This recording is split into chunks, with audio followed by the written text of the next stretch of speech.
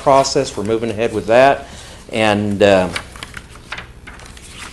we'll be tracking the volume of the medications by weight. We initially thought that we might be able to tell different types, but it became evident real quick that what comes in a box isn't necessarily what was actually, you're not going to be able to tell what it is that's been put in there. And so what we will do is be checking and see how many pounds are placed in the box.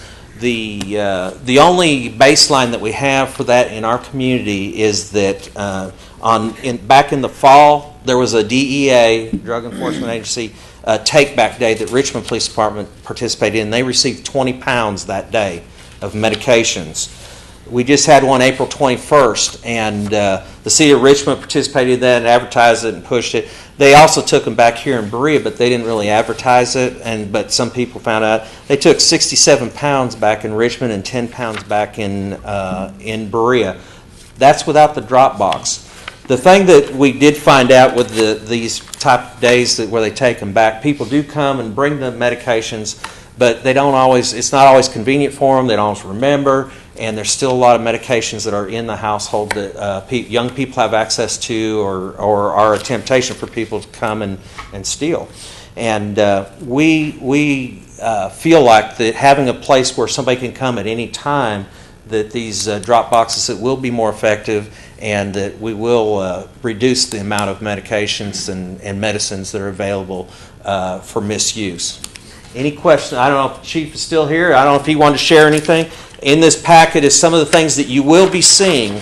Education materials that talks about how to dispose of it when you drop it off in the box, and also about being an accidental dealer. That's again, some parents don't realize that just having the medications in the house accessible to young people or neighbors, kids that come in, or whatever it is, there's an access issue. So that's about access, and the other is actually how to drop it off in the box. I just have one more thing to add.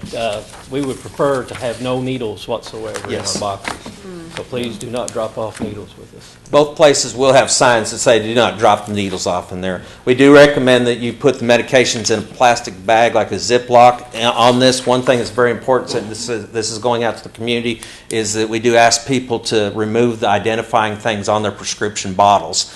Black it out somehow with a pen, or actually just peel the labels off so there's not identifying things on the medications, and they're feel free to drop them in the box. What eventually happens to the drugs? I'm sorry? What eventually happens to the drugs? We dispose of it. Yeah. In what way? And we incinerate it. Incinerate, burn it. Yes. Yeah. Any other questions? Dr. Payne had Oh.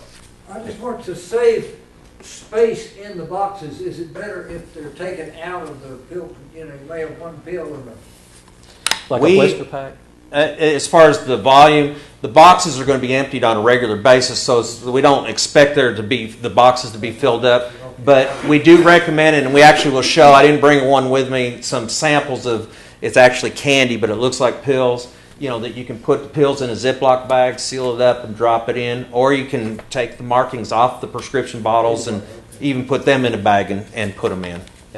This mailbox out here is very secure. There's cameras in all directions, so and also there's only 2 keys, and it's very secure.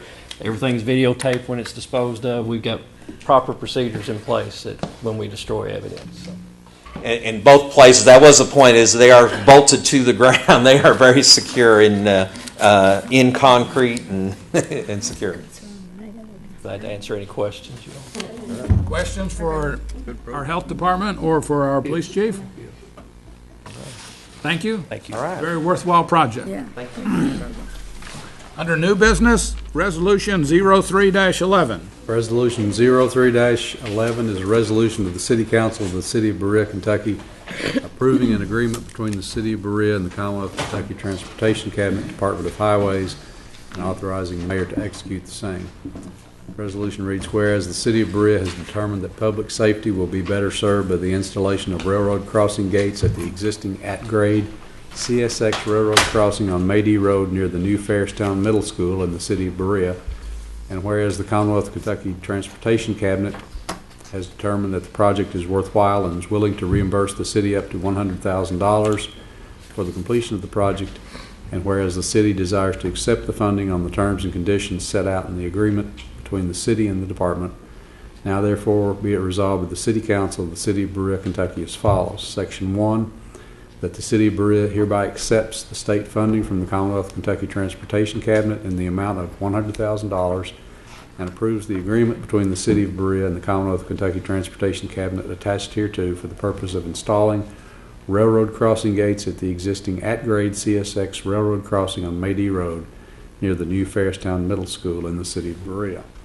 Section 2, the mayor of the City of Berea is hereby authorized, directed, and empowered to execute the agreement and all other necessary documents or agreements and to otherwise act on behalf of the City of Berea to implement the agreement.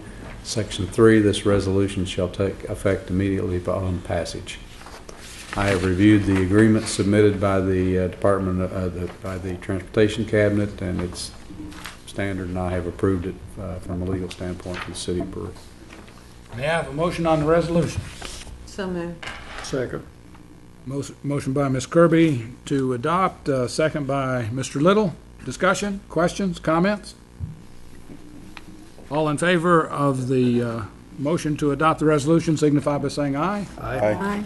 All those opposed, no. The motion is adopted.